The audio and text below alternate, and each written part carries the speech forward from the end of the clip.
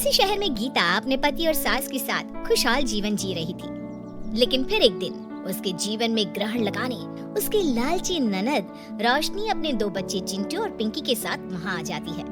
रोशनी के दोनों बच्चे बहुत ही शरारती थे। एक दिन गीता आंगन में झाड़ू लगा रही थी, तभी रोशनी के दोनों बच्चे गीता के कमरे में पहुँच जाते हैं।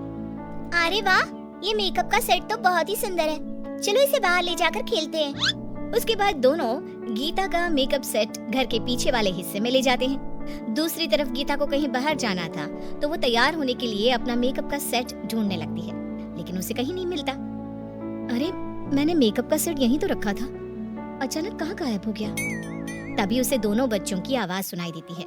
वो खिड़की से बाहर झांक कर देखती है तो दोनों बच्चे उसका मेकअप अपने चेहरे पर लगाकर खेल रहे थे।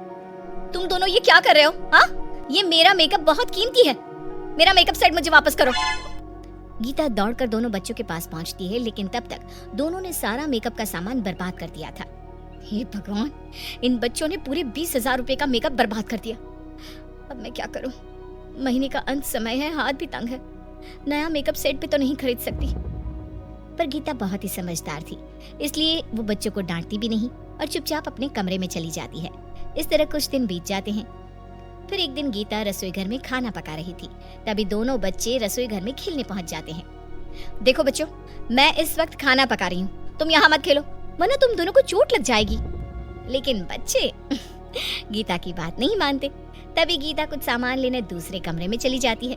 ये देखकर दोनों बच्चे खाने में ढेर सारी मिर्ची डालकर वहाँ से भाग जाते हैं। इस बात से अनजान गीता खाना तैयार होने के बाद घर के सभी लोगों को खाना परोस देती है। खाना खाते ही गीता की ननद रोशनी मुंह बनाते हुए कहती है, अरे मर गई रे, मेरा मुंह जल गया। ये भी कोई खाना है? इसमें तो ढेर सारी मिर्च भरी है। मम्मी, आप तो भाभी की बड़ी तारीफ कर रही थी कि भाभी बहुत ही गुणवान है। अरे इन्हें तो ठीक से खाना पकाना भी नहीं आता। बहू, रोशनी ने बिल्कुल सही कहा, खाने में बहुत सारी मिर्च भरी है। आखिर ये सब क्या है? खाना बनाते समय तेरा ध्यान कहाँ था? गीता सारी बात समझ जाती है कि ये सब बच्चों का किया धरा है, लेकिन वो बच्चों की शिकायत नहीं करती और सारा इल्जाम अपने ऊपर ले लेती है। आप सब मुझे माफ कर दीजिए, मैं दोबारा इस तरह की गलती नहीं करूंगी। ठहरिए, मैं आप सबके लिए फिर से खाना बनाकर तैयार कर देती हूँ। उसके बाद गीता रसोई घर में जाकर खाना तैयार कर देती है। फिर एक दिन गीता का पति मोहन उसके लिए सोने का एक नया हार खरीद कर लाता है।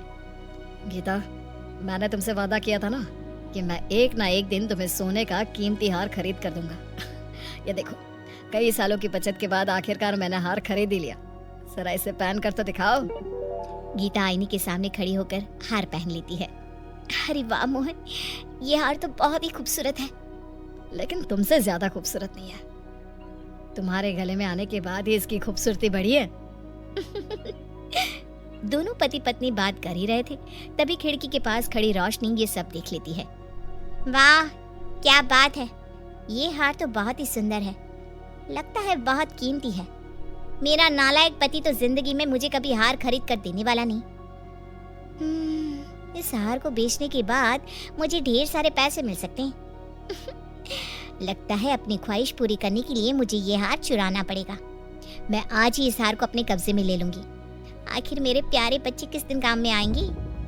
फिर उसी शाम रोशनी अपने दोनों बच्चों को अपने पास बुलाकर कहती है, सुनो बच्चों, तुम दोनों मामी के कमरे में जाओ। तकिए के नीचे अलमारी की चाबी है, अलमारी खोलकर उसमें रखा हार निकाल कर मेरे पास ले आओ। और हाँ, चुपचाप जाना, शोर शराबा बिल्कुल मत करना। ठीक है मम्मी, हम दोनों अभी हार लेकर आते हैं। उसके बाद रोशनी जानबूझकर फर्श पर गिरने का नाटक करते हुए जोर जोर से चिल्लाने लगती है। आए, मर गई रे, मेरी कमर टूट गई, अरे कोई बचाओ मुझे। तभी गीता और उसकी सास दौड़कर रोशनी के पास आते हैं। क्या हुआ दीदी, अचानक आप कैसे गिर पड़ी? पता नहीं, अचानक मेरा पैर फिसल गया। जरा मुझे सहारा देकर कमरे तक तो पहुंचा दो, लगता है मेरी कमर टूट गई। बहुत दर्द हो रहा है। उसके बाद वो दोनों रोशनी को सहारा देकर उसे उसके कमरे तक ले जाते हैं। उधर दूसरी तरफ रोशनी के दोनों बच्चे गीता के कमरे का हार चुरा लेते हैं। फिर अगले दिन अपनी अलमारी से हार गायब देखकर गीता के होश उड़ जाते हैं। अरे नहीं, अचानक मेरा हार कहाँ चला गया? वो तो बहुत ही कीमती था, अब मैं मोहन को क्या जवाब दूंगी? तभी मोहन आ जाता है। गीता उसे सारी बात बताकर रोने लगती है। लगता है रात को हमारे घर में कोई चोर आया था, शायद वो हार हमारे नसीब में नहीं था। भूल जाओ उसे। मैं फिर से मेहनत करके तुम्हारे लिए नया हार खरीद कर लाऊंगा। बेचारी गीता को हार के चोरी हो जाने का बहुत अफसोस था, लेकिन अपने पति की बात मानकर अपने मन को शांत कर लेती है। उधर हार पाकर रोशनी बहुत खुश होती है। मैं आज इस हार को सुनार की दुकान पर बेचकर अपने गांव लौट जाऊंगी।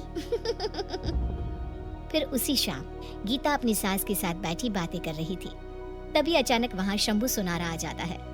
क्या बात है शंभू जी, आप अचानक यहाँ कैसे?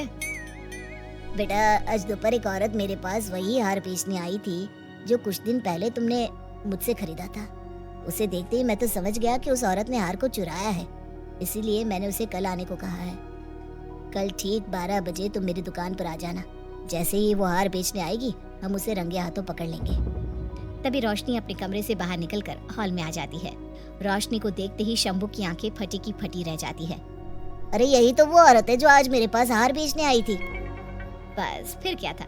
ये सुनते ही घर के सभी लोग सारी बात समझ जाते हैं। गीता की सास और मोहन दोनों रोशनी को खरी खोटी सुनाने लगते हैं। फिर रोशनी अपनी गलती पर शर्मिंदा होकर माफी मांगने लगती है। मुझे माफ कर दो भैया, मैं लालच में अंधी हो गई थी। मैं आपसे वादा करती हूँ आज के बाद मैं दोबारा ऐसी गलती कभी नहीं करूंगी। उसके बाद रोशनी गीता को उसका हार वापस करके अपने बच्चों को लेकर वहां से चली जाती है। इस तरह बुराई पर अच्छाई की जीत हो जाती है और रोशनी को उसका सबक मिल जाता है।